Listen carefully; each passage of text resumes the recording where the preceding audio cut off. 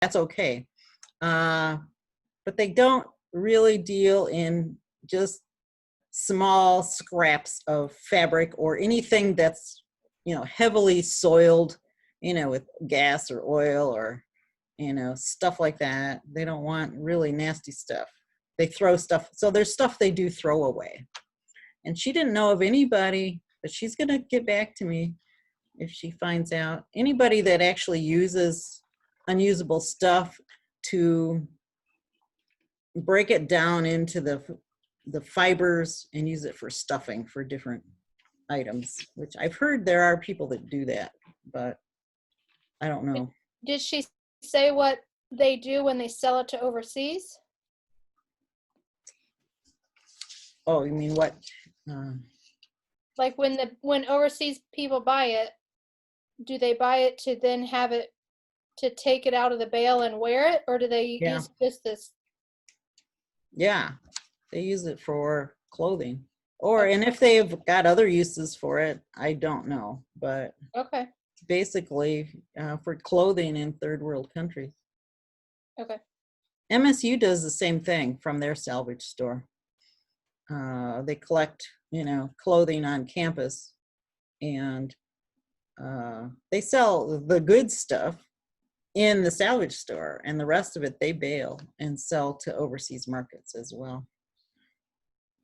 So there's a lot of stuff being done with clothing that can be worn, but stuff that can't be, I'm reaching a dead end unless simple recycling does something with it. I'm not sure. Interesting. Oh, thanks for your detective work, Elaine. Elaine Putfin, Private Eye. But a lot of people badmouth Goodwill because they say, it's not really a good company to donate to because the top people make big money, and I'm not real sure if that's true. I haven't looked into that, but they employ a lot of people and they process a lot of stuff that people would otherwise throw away. And, a lot of people depend on secondary clothing markets because of the price of goods. Yeah. So they do good work, I think, What else is on people's minds? I got another thing, but I'll let Sarah go first. You go ahead, Elaine. Oh, go ahead, Sarah. Let's spread it around a little. Spread love. The only thing I have is that I heard from the superintendent for Oklahoma, and he's hoping to get started in the fall with our meeting and stuff. So, so I'm excited to, I got a response. Well, I didn't. Anyway, I have a response from him that he's, of course, not forgotten. It's just in the midst of this has been too much. So hopefully then the fall we'll be able to get started with something. So. Cool. Excellent. Courtney, you got anything on your mind? Oh, go ahead. But I'm excited because all the work that we've been doing here has given me a lot of things to think about and have those networking for when I actually meet, and I'll have some things in my mind for, like whatever comes for us to discuss. So I'm excited about that. So I thank you all for that. Great. Courtney, did you have anything, or did you want to? You can pass too if you don't have anything. The only thing that I've been really thinking about is, so I think the last time, I didn't go to last week's meeting, but the meeting before that, I mentioned at the end something about apartment sustainability, but I was more actually thinking about like food waste, because I don't know what to do with food waste in an apartment setting, because when I'm at my house, we have a compost pile, and now we have chickens that eat most of our food waste, but I don't even know what to do like in an apartment. I can't just go make my own compost pile next to my apartment building, so I don't even know what to do with that. So that was just like, I don't know what we have in place or what we could do with that, but I feel like that's one of the struggles that I had. That's interesting. Well, how do we in our network figure out who to like start with to talk to see, is there an apartment association? I feel like it's not necessarily like the thing where we start with each individual, but maybe apartment associations or something that could put it in their minds to try to figure out a solution. Well, my apartment's through DTN, so I feel like It's a big DTN would be able company. to do something. They're pretty large. And I know that there is a composting facility on South campus of MSU. I've toured it before. Okay.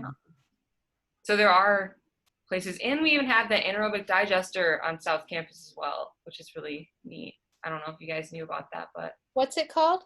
the anaerobic digester, they take We a lot of recently cow talked manure and a about lot that. of like grease and oil from restaurants, and they heat it up, they extract the methane, and they create energy with it. Do you know if private residents such as myself can bring stuff there? Because I've been taking grease over to Holt, Delhi Township, because they I'm collect not it. sure. I think it's just with restaurants, but I'm not exactly sure. I do know that they were taking stuff from the dorms, and well, not necessarily the dorms, but the cafeterias on campus, but then they had contamination issues, so I don't even think they really take much from the Probably cafeterias want it anymore. just They were from like, yeah, they had too many like frying pans and gloves and stuff that were getting thrown into it, so they had to quit, even though they could have probably just done maybe more training or something else like that. But Can I just throw out that my daughter lives in a dense populated area in Brooklyn, New York, and they compost. I mean, they collect compost somehow. You know, everyone has to put all their trash down on the street for collection, and so they separate. I don't know what they put the compost in when she takes it down, you know, for it to be collected. But if a city like New York with, you know, you wouldn't think they would be composting there, but they do. You know, we could certainly find a way to do it here, I would think, with apartments. I just got back from Petoskey, and both my son and my daughter compost, and they live in apartments, and they've got like a community drop-off site in Petoskey where they can take their frozen bag of compost every week or whatever, and it's just a couple blocks away. It's kind of cool. So that's what they do, is they have to freeze it to take it, or that's Well, just that's what just they one do? way to keep it kind of fresh and not too smelly in your apartment. Okay. But I have talked to the folks that manage the digester, and they're willing to do like for example, a pumpkin collection if we organize something at Halloween time, or if we have some sort of a lot of organic waste that we want to collect. But just doing it piecemeal, having public drop-off is not something that they're equipped to do right now. I think a pumpkin drop-off would be fabulous. That's really a great educational way to do that. That might be something to consider. Yeah. It would. Part of the issue in talking with folks who have tried to set up pickup for compost is the density. I mean, it's like, how far do you travel? If you've only got 100 customers in the greater Lansing region, is it worth it to do it?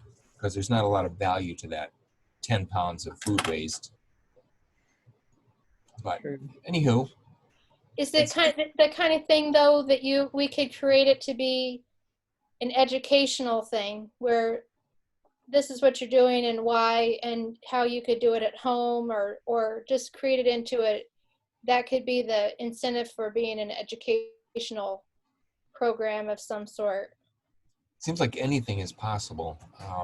I like that idea of, like, you know, we used to build worm bins in the classrooms. We went to 50 classrooms a year and built worm bins. There's building your own compost pile. There's, you know, what do we do in multifamily properties is a good question, but it seems like that would be more efficient if you had if you had some 5 or 6 food bins in a multifamily setting. It'd be more efficient than everybody having their own compost pile. The farmers market would be a ideal opportunity to showcase composting. Yeah. In fact, that was part of the market that I was involved with in Macomb County. I love that idea. And the farmers loved it because they had a lot of waste that they would have to haul somewhere. You know, one farmer put on a show shucking corn for people, and because, you know, it was a little marketing ploy he had. And, you know, then you got all these corn shucks. And, you know, they all have, you know, various waste when they're hauling their goods to the market. This may be totally off of capabilities, but what if there was outside of that farmer's market that's being built, like what if there was a local compost, like put it there, that could be dealt with, and maybe it was only open during the farmer's market? But I mean, is that what you're saying, or just the educational piece? Well, I mean, I don't know if enough. you opened it to the public, you'd have a problem with all kinds of people putting all kinds of improper stuff there.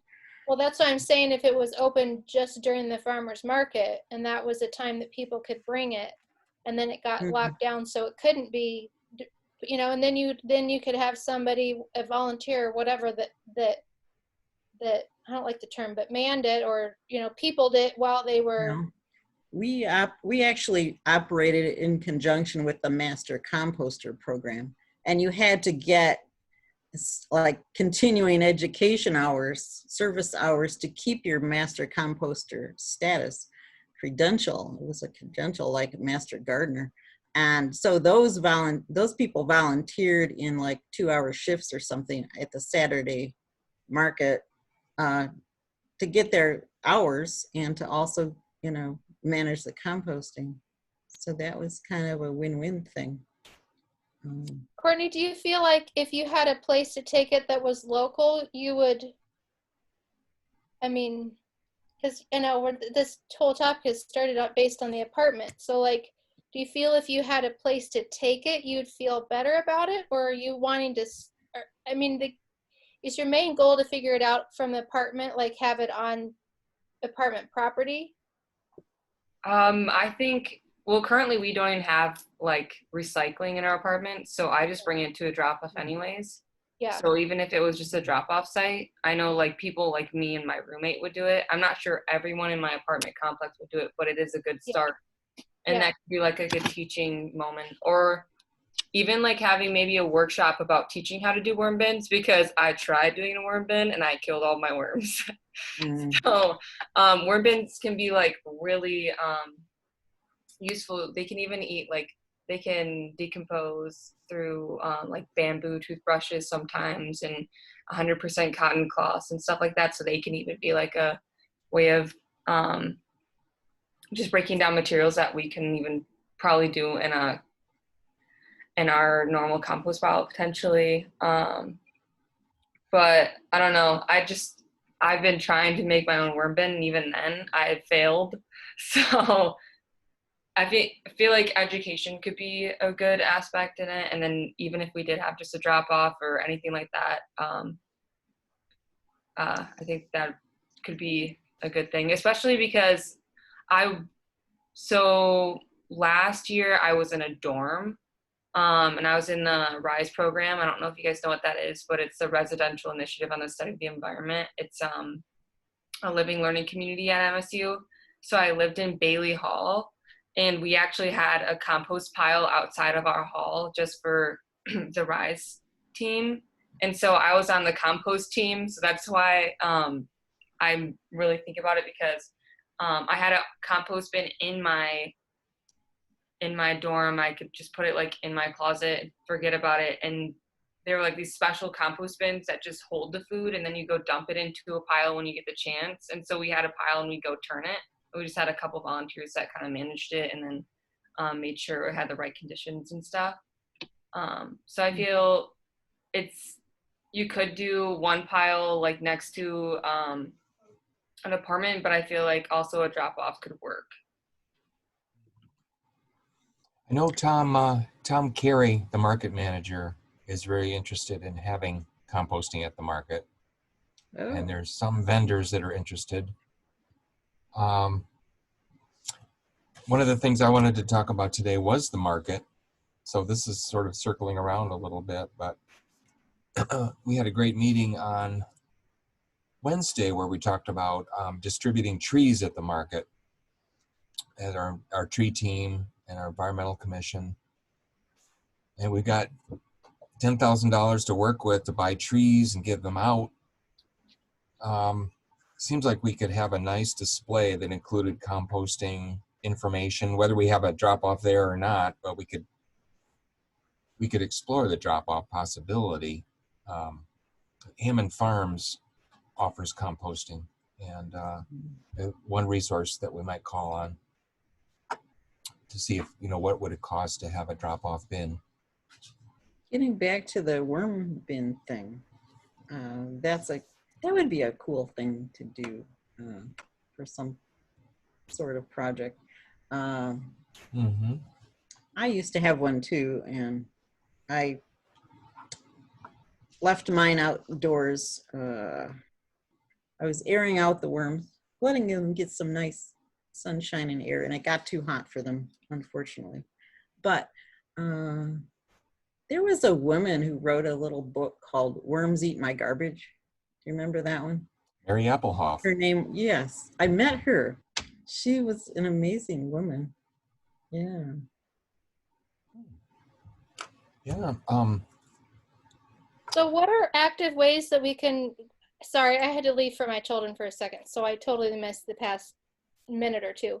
But what are ways that we can, like, what can we do to work, what are action steps? What are action ways that we can do something to work on creating something?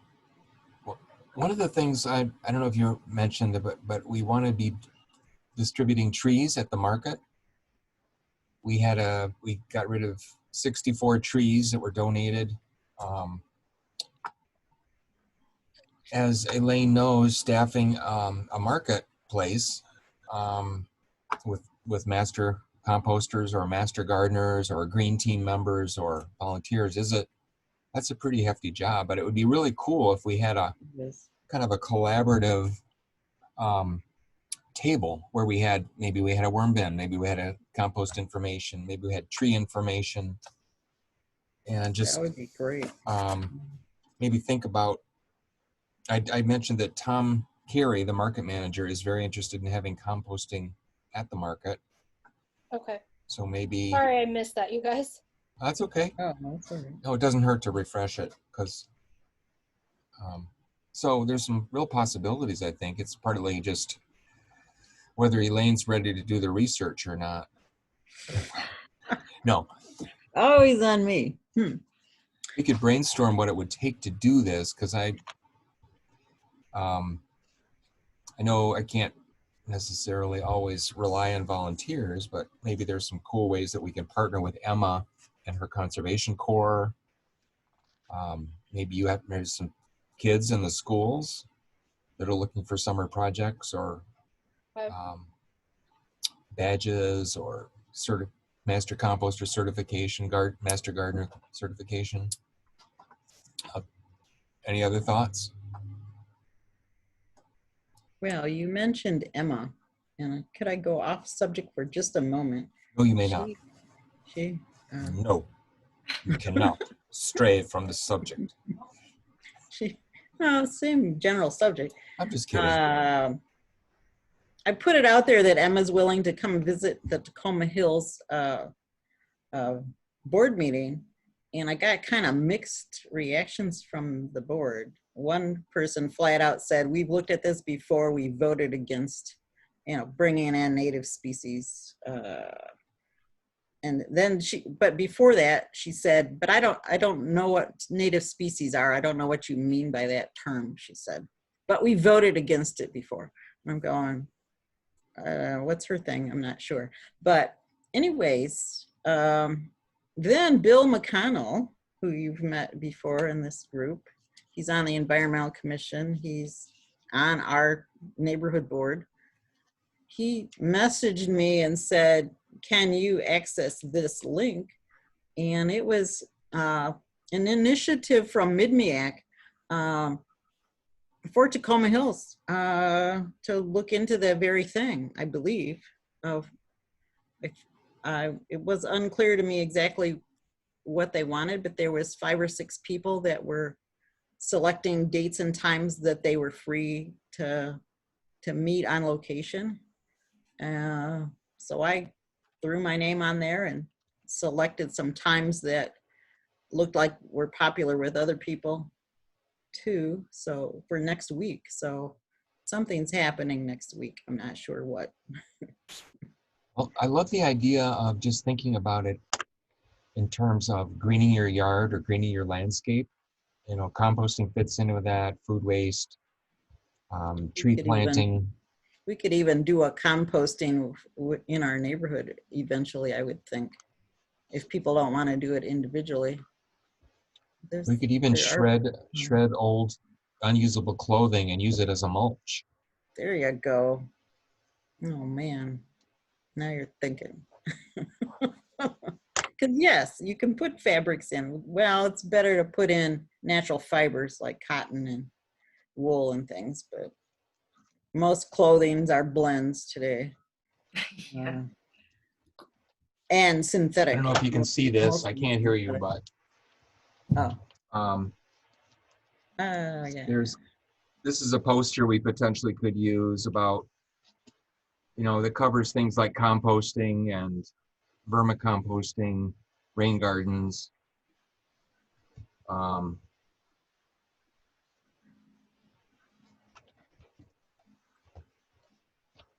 Bill was kind of a little bit down on rain gardens. He said that they can require a lot of maintenance. I'm not quite sure. I don't know enough about rain gardens to know that that's a possibility or a likelihood. I don't know. Well, and what's the thing called, the rain bucket, where it's just you gather what's that thing called? Barrel, the rain barrel. I mean, could that be something that could also be this educational piece at the market too? Certainly, yeah. Make one. I don't know how to make one. They sell them at various times. I've seen, you know, we've had rain barrel sales and even free distributions in the past, I think. Okay. Yeah, we have about 30 barrels to give away here at, in fact, that's one of the things I need to do this week is to watch out the toxic chemicals. The sodium permanganate that was used for deodorizing our pump stations. I think you really have to have gutters on your house to use a rain barrel, and I don't have gutters on my house. So, because it's got like a different kind of roof that's got a wide overhang. So it's got the drip line is far from the foundation. So it was felt in the 50s you didn't need gutters. And so you're saying that there's ones that are going to be given away? Yeah, we've given away 2 so far. Every year we have a batch of these blue bins. And yeah, I've got to rinse them out with our crews, and basically you can turn them into a rainwater collection. Okay. There's an article in my last newsletter which has some pictures of just simple rain barrels that you can build, as well as some resources. Okay, I've read one of those. Do you email those out? I do, I've yeah. seen it before. Okay, because I've read them. I need to make sure I see it. You don't necessarily, you might not necessarily be on the list. Oh, okay. So I can send you a link to that if you like.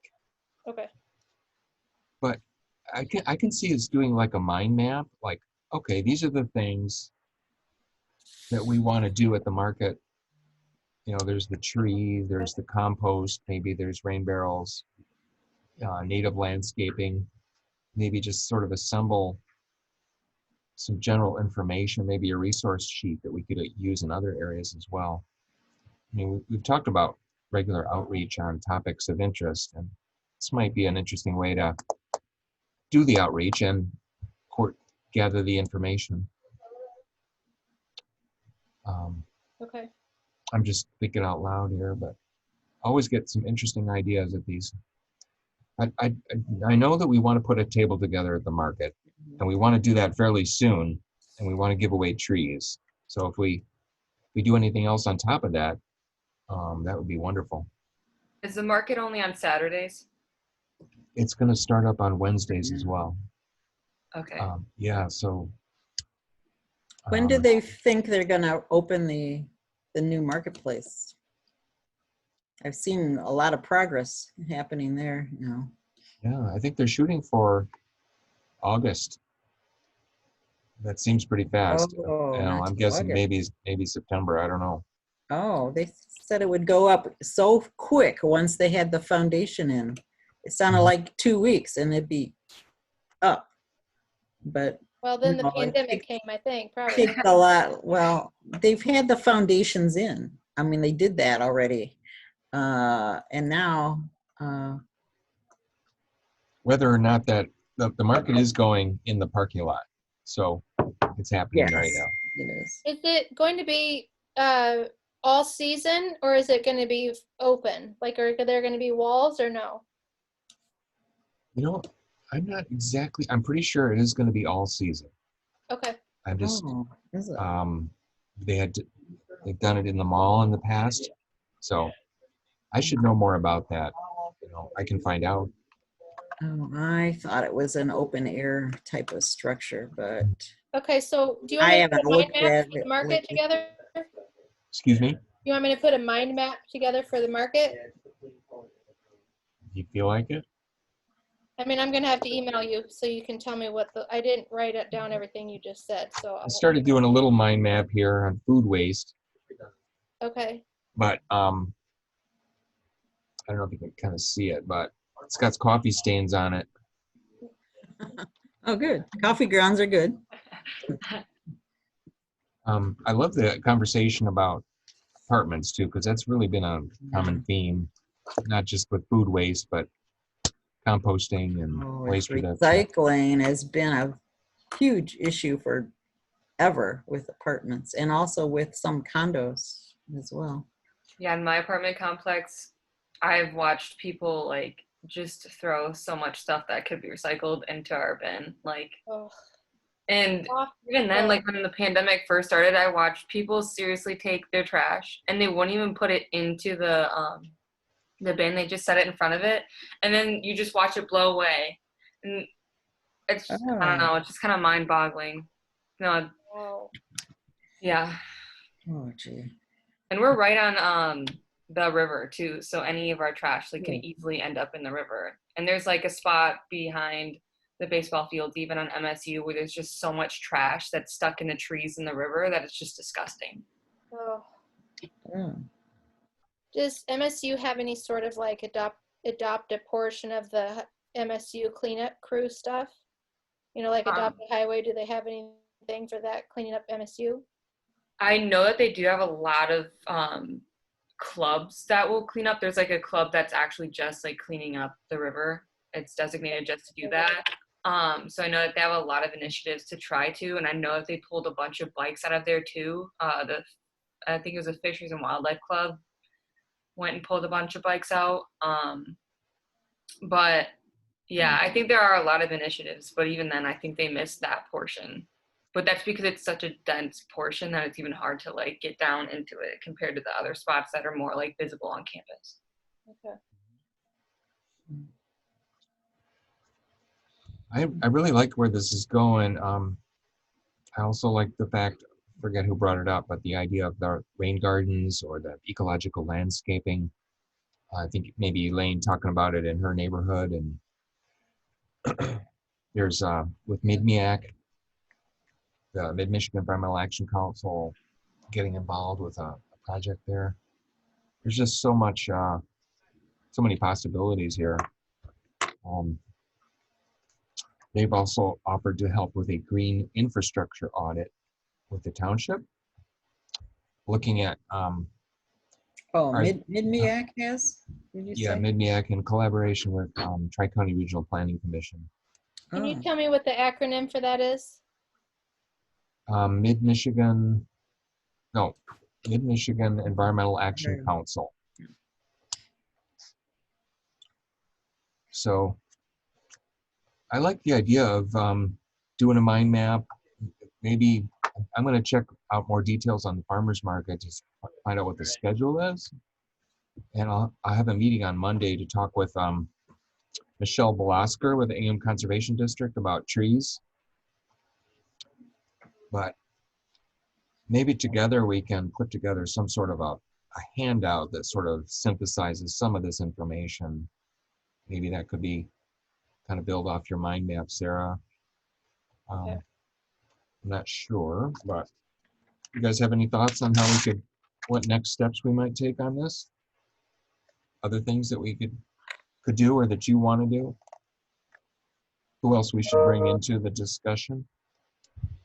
Who do we talk to for figuring out how to do composting in more of a global aspect? Like who's even out there to talk to about that? Do we know? People that I know that I could potentially contact would be maybe Lori Thorpe. She was a director of the RISE community. I also know a woman named Danae Friedheim, and she was the director of the student organic farm at MSU, and then she was also the leader of my compost team, so she knew a lot more about compost than I did. I also am in touch with Dana Kirk. He's a professor at MSU, and he's one of the engineers that works with the Anaerobic Digester. I went on a study abroad with him, so I know him pretty well. And He's your then, man. yeah. And then I could even potentially contact my apartment just to see like if they're even willing to think about composting or green initiatives. I don't know how they take that, but I could try to contact DTN because they have so many different apartment complexes and duplexes and houses in the Lansing area, and so maybe they'd be able to. Well, I'm thinking about in terms of like, say you put a composter in an apartment complex, whatever function that is in, is it the kind of thing that it could, you dump it and then also it somewhere in that container, whatever, then people in the apartment complex could take the ready to use dirt as for their potted plants kind of thing, so that it would be all in one location. That's what I don't know enough about that. Is that something that could be created? So like, hey, apartment complex, will you put this here? So then the dirt is available for people in the resident, First of all, compost is not dirt. Yeah. So but it's like a soil amendment full of nice, rich nutrients. Yes. So, and that's where I'm saying I don't really know what I'm talking about. So No, like, it's a great question though. Yeah. Because I'm just saying, like, if you're going to ask an apartment, I'm not saying you, Courtney, whatever, I'm just saying in general, if you're going to ask an apartment complex to do something like that, then the next question in my mind is, okay, let's do that, but then what do we do with it? How do we collect? Either do we have to collect it, or can people use it from there? Like, I just think that Complete the cycle type of thing. yeah, like we have to help figure out what that cycle is to even ask them, because I think those are going to be the natural questions that, okay, well, sure, we're willing to do that, but then what do we do with it? And I don't, as I don't know I don't even know what to do. Like, I have my own composter and I still don't even do anything with it. I just feel better that it's going in there and not the trash. So can I ask Courtney a question? Does DTN have actual landscaping around the apartment buildings? I mean, they do a lot of landscaping. They do. So Yes. they could have a great use for this compost instead of purchasing product, Or even if they didn't want it for their landscaping, maybe we could see if like any of the local farmers at like the market would be interested in doing something so that they would get all of the compost to use in their fields or something. I don't know, because like even then it could be useful. I feel like there's so many different ways that you could go with composting because compost is very valuable. So I'm not really sure. Even then, like a compost can be used to make raised beds as well. So if anyone's looking into making a raised bed, they could use compost to help with a raised bed. My other concern with it, though, is that just like you were saying with, it's in my notes previously, that oftentimes people don't do good with it. And so what happens if you put something in an apartment complex and then it just turns into a trash bin instead of a compost bin? So that would be my concern too. Yeah, first of all, Hammond Farms offers a service. I'm not sure how this latest crisis has affected their pickup. They may have put that on hold, but they have like a scraps to soil initiative and a service, which I think has primarily been drop off. The pickup probably costs quite a bit, but they also sell compost by the yard, or hundreds of cubic yards. They sell all different types of mulch and compost, but they would be one group that could be contacted to find out, okay, what does it cost to set up a bin or 2 bins or 5 bins? There's a fairly articulate gentleman that maybe could join us at our next meeting and be part of this conversation. That's a great idea. I'd be happy to contact him and see if he's available. One cool, interesting idea that also comes to mind is maybe each week we could even invite like Lori Thorpe or Dana Kirk or someone who's a worm bin person. I think that's a great idea. Whatever topic. So it becomes partially a learning hour as well as a discussion. Yeah. Well, even to get info from Hammond and include that in the market so people learn that there is a place to drop their compost off would be brilliant. Like, that's great. I didn't know that was a possibility. But they're kind of distant. I think where they do the composting, isn't it down toward Diamonddale? Right. Off of Waverly Road there. It is, but maybe there's we also have community gardens. Where we have over a dozen community gardens in the Greater Lansing area and some of them are willing to take compost. Last I checked. I think there's a community garden right by my apartment too. Well, I wonder if we contacted Hammond, if they would be willing to bring by a truck on farmers market days, and that could be the compost, like bring your compost on those farmers market days, and they bring it with a truck and then they take it. Yeah, they might try an experiment. I mean, we could ask and find out what that would. Are they a market vendor anyway? No. Don't think they are. No, but I'd be willing to try and get a hold of the guy, and we can maybe bring him next week to our discussion. He's not the owner. Hammond Farms has been a regular supporter of our recycling event. And they do accept a lot of yard waste from the township. I'm just thinking out loud, but. Do you think it's worth talking to Rebecca Titus from Titus Farms? Because I know she's very involved with the market. In fact, she takes over for Tom when he's not available, I've noticed. Sure, you want to talk to her? Winter. And sure, I can talk to her. Okay. I mean, You've got your assignment. It may be the kind of thing that we could just say to the farmers that come, we're going to do prepare yourself to do a compost gathering. Maybe they'd want it. Maybe they'd be willing to take stuff. Like have a drop off, and the individual farmers may want it. I don't know. I mean, maybe. Oh yeah, definitely. There are farmers that have extra stuff that they want to compost at the end of the. Yeah. So I like this idea. I'm just saying, I'm just saying you could say, to the farmers there, if anybody's interested, we're going to do a compost drop off and have a truck ready or something, and they could take it back. I don't know what that means and how. I don't know, but. Well, we could ask the different people at the market just to see what they thought like, and get their input just to see, like, you know, what you think would work. Would you be interested in it? And maybe just kind of scout it out and then go from there.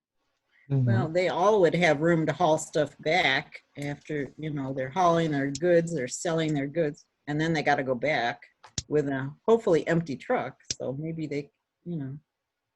And composting at the market, like, or having like a drop off or a farmer that would take it would be kind of convenient for people who are going there anyways to buy goods. So it'd be like a way of like kind of completing the circular economy in a way of like doing that. I don't know. I thought that's kind of cool. You all froze, so I left. Ah, I see 2 Sarahs on my I screen. know. on their I know, toys. it's so weird. Oh, You no. all went. So I was like, I'm just gonna get out and I'll try again. I thought you just cloned yourself. I did too. That was I really was gonna ask you how you did that. Yeah, I love that idea. Maybe, Elaine, if you want to talk to Rebecca, and I'll talk to this guy from Okay. Hammond Farms. I think I wonder if it's best to talk to her at the market or to contact her during the week. When is she less busy? Probably neither time is a good time because this is busy. Probably not. I would say probably not during the market, in that she's probably busy selling, but I don't know. Yeah, but she's a captive audience there, and it wouldn't take that long to talk to her. You want me to give you her phone number? I've got her phone number. I could just text her, I guess, and just throw Okay. it out. I'll just send her a text, and Okay. of course, it depends. If she's getting orders by text, though, then she doesn't always see all of her messages. But if I don't hear back from her, I'll try to call her as well. Yeah. Okay. And All right. I'm going to be working on other ideas for the market. If you guys have any thoughts on how the booth might be set up,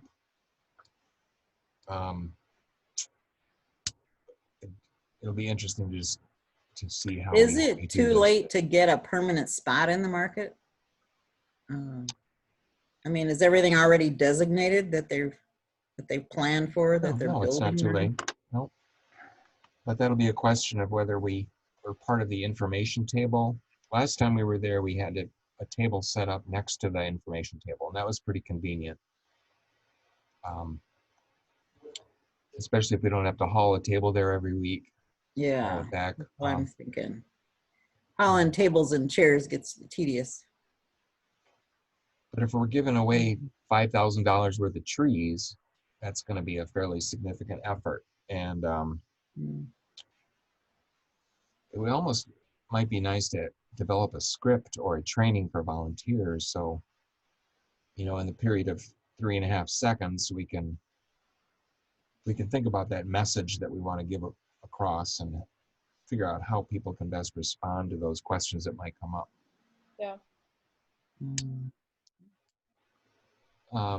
Just thinking out loud here. The other thought that occurred to me was maybe we could have an expert come to the market. So maybe there's a person there at noon to talk about composting or compost bins. So the people that join us, for example, at these meetings, or could be at the market as a resource person and answer questions. I'm not sure how that would work, but have like a ask the expert kind of thing. So that'd be kind of cool. That could also occur offsite. So we're promoting that at the market.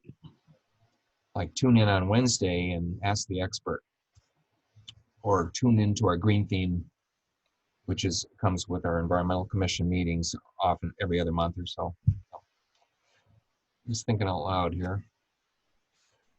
Some people have gotten in trouble thinking out loud. Oh, sorry. Yeah, I can tell I'm getting in deeper trouble. We better end this meeting pretty soon before spontaneously compost here. Anything else people want to talk about? Quiet, Chief. Hey. Oh.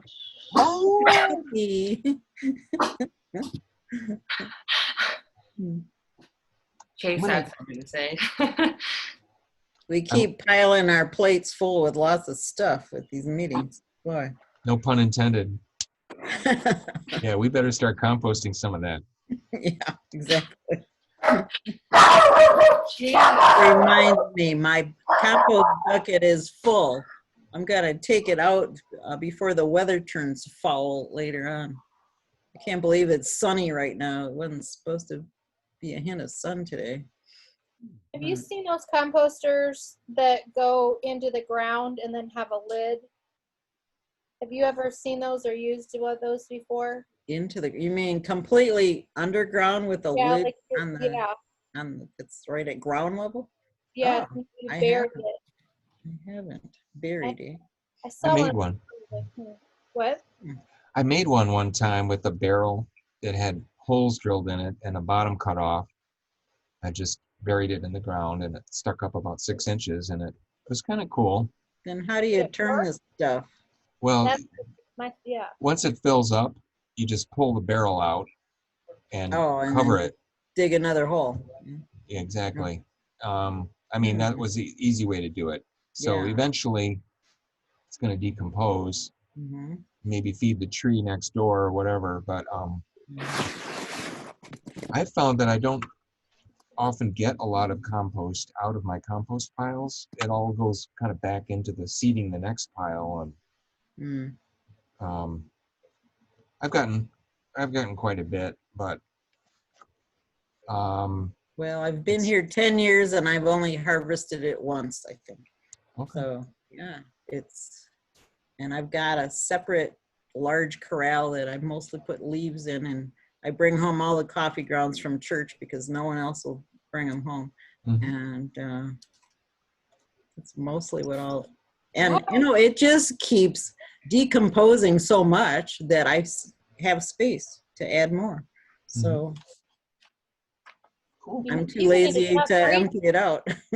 What was that? I said you people need to stop freezing.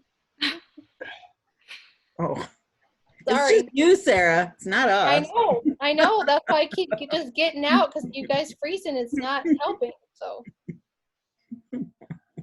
I love the idea. You know how we have the green map that Courtney helped with, where you click on the rain garden and get more information, or click on the solar site and see a picture. You could almost do sort of a virtual mind map, where if you were interested in composting, here's a link to that compost resource, or here's a link to the biodigester on campus. So it becomes sort of an educational tool around subject matter, not just geographic locations. It could be both. So I'm just thinking out loud. My son was trying to talk me into having a little phone tree set up where press 1 if you want information about our recycling center. Press 2 if you want to, if you have a question about. No. First, you have to press 1 for English. Oh, sorry. No, that's true. Anyway, kind of using this mind map idea as a way, because we've talked about composting, trees, rain gardens, greening our lawns, recycling in apartments. I mean, there's a lot of interesting questions that people have, and how do we get people the information that they need efficiently? So. Yeah. Okay. Any other parting comments people have, or anything else you want to talk about? I'm good for today. Courtney, are you going to be around this fall, or what's your plan? I'll be around in the fall, but I'm going to be working this summer at a state park in Muskegon area. So I just accepted my job back. I worked at a state park last summer and they wanted me back. And I was like, you know what? I'll just take it. So, but I will have until I think the end of July, I have like Wednesdays off. And so I'll be able to go to all the meetings still. And then if the market weather is open on Wednesdays, I might be able to even come to Lansing on Wednesdays. So, yeah. Didn't plan on being here all summer, but I need a job. I talked to a teacher in Hazlitt that's interested in kind of following up on some of the curriculum that you were working on, or the Green Schools Initiative. I can put you in touch with her if you're interested. I don't know if there's if anyone else is working on that, but just throwing that out. There's a weather alert that came through about 20 minutes ago that's talking about afternoon time, strong possibility of high winds, hail, possibly tornadoes, or straight line strong winds. And they will sound the siren if there are damaging wind conditions. So cool. Do your stuff, do your outdoor stuff before lunch. Climate change. Wow. We're going to be doing a presentation at the board meeting on Tuesday with our Environmental Commission. We're talking about our climate change, speaking of weather issues, but also going to be talking about green building and a coal tar sealant ban that we're recommending for the township. So that's kind of on, I got to work on that today. But anyway, thanks for tuning in. A rich conversation as usual. Thank you very much. Yeah. I think I just froze up. See you next week. Yeah. Everybody's still there for me. But okay. All right. Well, thank you very much. Thanks for the inspiration. And if you have anything you'd like to develop or share next time, I'll try and get a hold of this guy from Hammond Farms, and maybe he can join us next Wednesday. Okay. That'd be good. Great. Thank you. Okay. Thanks. Thank you. Talk to you soon. Okay. Bye. Bye-bye.